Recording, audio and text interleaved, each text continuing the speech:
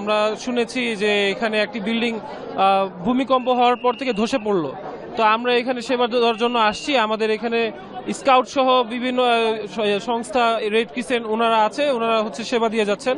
আমরা এখানে crowd control থেকে শুরু করে ভিতরে কোনো আহত আছে কিনা আমরা এগুলো ফাইন্ড আউট করে আমরা তাদেরকে একটা সেফ জোনে নিয়ে আসবো। এটাই হচ্ছে আপাতত আমাদের কার্যক্রম।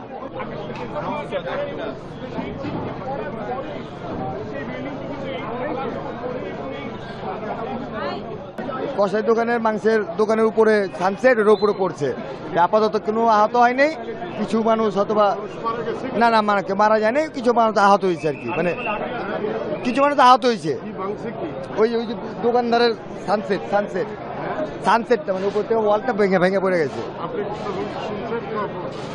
সাথে সাথে।